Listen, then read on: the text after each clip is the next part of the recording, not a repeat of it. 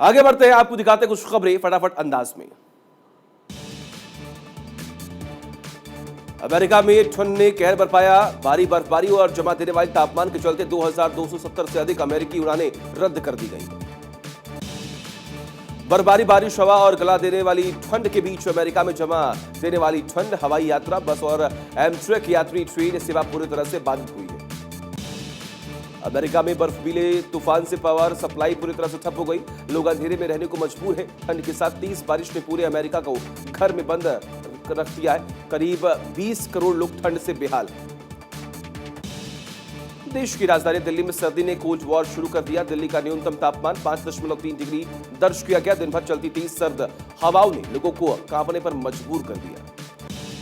राष्ट्रीय राजधानी क्षेत्र के कुछ हिस्सों और हरियाणा, पंजाब, पश्चिम उत्तर प्रदेश और उत्तरी राजस्थान में घने से बहुत घना कोहरा छाया रहा। भारत मौसम विज्ञान विभाग के अनुसार अगले कुछ दिनों में इन क्षेत्रों में कोहरे की स्थिति बनी हुई है। पहाड़ों से आने वाली बर्फीली हवाओं ने पूरे उत्तर प्रदेश में ठिठुरन बढ़ा दी है। यूपी में अयोध्या में सबसे कड़ाके की ठंड पड़ी। लखनऊ में भी कड़ाके की ठंड रही। यहां तड़के घना कोहरा पड़ा। अमेरिका का ये बर्फीली तूफान करीब 2000 मील के इलाकों को अपने चपेट में लिए हुए है। कनाडा के पास ग्रेट लेक्स से लेकर मैक्सिको की सीमा के पास रियो ग्रांडे तक ये तूफान फैला हुआ है। नेपाल के अगले प्रधानमंत्री पुष्प कमल दहल प्रचंड होंगे। आज शाम 4 बजे प्रचंड तीसरी बार नेपाल के पीएम पद की शपथ लेंगे। नेपाल के राष्ट्रपति कार्यालय ने ट्वीट कर इस बात की जानकारी दी। पूर्व प्रधानमंत्री केपी शर्मा ओली के साथ समझौते के तहत शुरुआती 2.5 साल तक प्रचंड पीएम रहेंगे। इसके बाद ओली की पार्टी सीपीएन यूएमएल सत्ता संभालेगी। इसके मायने ये हुए कि पूर्व पीएम केपी शर्मा ओली 2.5 साल बाद एक बार फिर प्रधानमंत्री बन सकते हैं। नेपाल के प्रधानमंत्री पुष्प कमल दहल को प्रधानमंत्री नरेंद्र मोदी ने ट्वीट करके बधाई दी। पीएम मोदी ने कहा कि नेपाल का प्रधानमंत्री चुने जाने पर पुष्प कमल दहल प्रचंड को हार्दिक बधाई। हम इस दोस्ती को और मजबूत करने के लिए साथ मिलकर काम करेंगे। Actress Tunisha Sharma suicide case में एक को स्टार शुजान मोहम्मद खान 4 दिन के पुलिस रिमांड पर भेज दिया गया। रविवार को शुजान को पुलिस ने गिरफ्तार कर लिया था।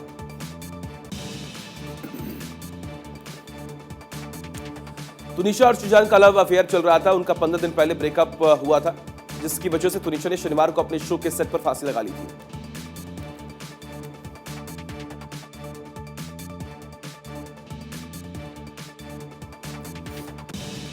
तुनिशा के साथ शो में काम कर चुके विनीत रैना ने अभिनेत्री के साथ की गई अपनी आखिरी चैट का स्क्रीनशॉट शेयर किया, जिसमें वह अपने जन्मदिन की प्लानिंग कर रही थी। लखनऊ में कोविड-19 से दिवंगत 53 पत्रकारों के परिजनों को सीएम योगी की मदद। सीएम ने परिवार को दी 10-10 लाख की सहायता राशि। एक कार्यक्रम में परिजनों ने दिए चेक। अपने संसदीय क्षेत्र अमेठी में स्मृति ईरानी ने पुराने संघ कार्यकर्ता के घर पहुंचकर जाना हाल। संघ कार्यकर्ताओं ने रो रो कर बताई अपनी आप बीती। हिमाचल प्रदेश के सीएम सुखविंदर सिंह सुक्खू का बीजेपी पर निशाना। कहा, व्यवस्था परिवर्तन के लिए आए हम, यहां नहीं चल पाएगा ऑपरेशन लोटस। जयराम ठाकुर ने कहा था, मिशन लोटस हुआ तो बीजेपी नहीं जिम्मेदार। हिमाचल में जयराम ठाकुर बने नेता प्रतिपक्ष। बीजेपी में चुने हुए 25 विधायकों ने एक मत से प्रस्ताव पास किया।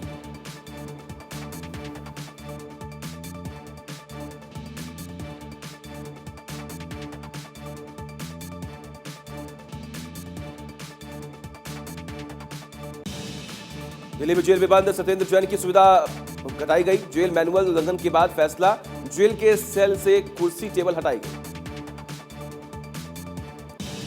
उत्तर प्रदेश में नगर निकाय की सभी सीटों पर चुनाव लड़ेगी आम आदमी पार्टी। मुरादाबाद पहुंचे आप सांसद संजय सिंह ने किया ऐलान।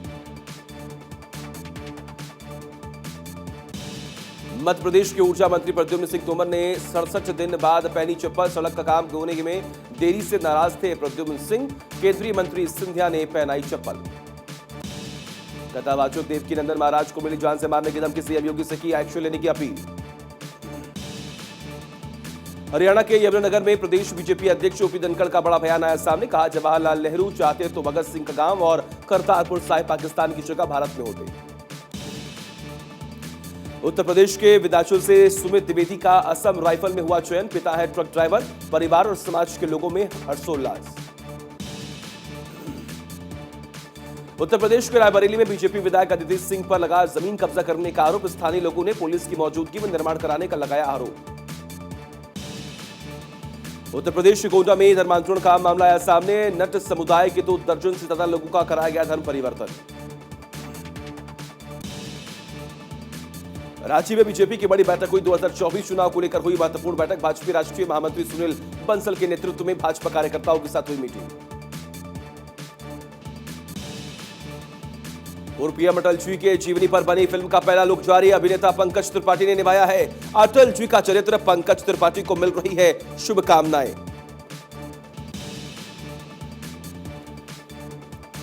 आम आदमी के पूर्व प्रदेशाध्यक्ष नवीन जय हिंद सुनारिया जेल से बाहर आ गए हैं। उन्होंने जेल से बाहर आते ही सीधे सरकार पर निशाना भी साधा। उन्होंने कहा कि 14 जनवरी को बीजेपी कार्यालय पर बेरोजगारों की बारात लेकर जाएंगे।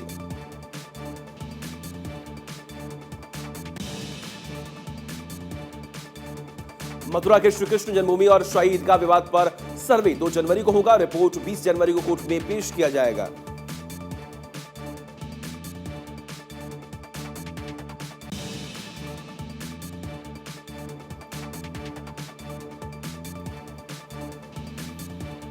कोरोना के अलर्ट के बीच दिल्ली के आईजीआई एयरपोर्ट पर विदेशी यात्रियों की हो रही जांच।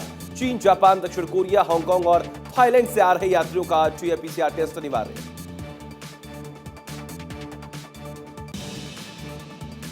G20 के लिए बीजेपी ने बनाई बड़ी रणनीति। G20 को लेकर प्रवक्ताओं को दी जाएगी क्लास। बीजेपी लेगी प्रवक्ता मीडिया पैनलिस्टों की क्लास।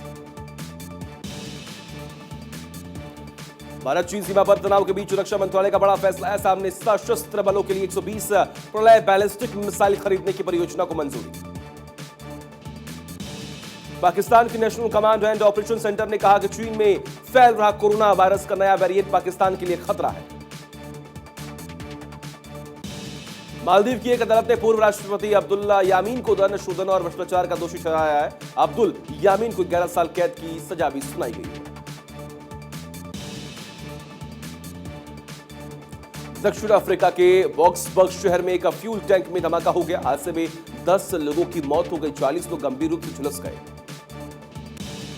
आतंकवाद की फैक्ट्री चला रहा पाकिस्तान अब आतंकवादियों से ही परेशान हो चुका है। टीटीपी नाम के आतंकी संगठन ने पाकिस्तानी सरकार को घुटनों पर ला खड़ा कर दिया। अमेरिका ने पाकिस्तान की राजधानी इस्लामाबाद में हमले की चेतावनी देकर हड़कंप मचा दिया। अमेरिका के इस चेतावनी के बाद से ही पाकिस्तान में खलबली मची हुई है। चालबाज चीन अमेरिका को मात देने के लिए अब नई पैंतरेबाजी में जुटा हुआ है। रूस और चीन दोनों ही महाशक्ति है और दोनों देश अमेरिका के कट्टर दुश्मन हैं।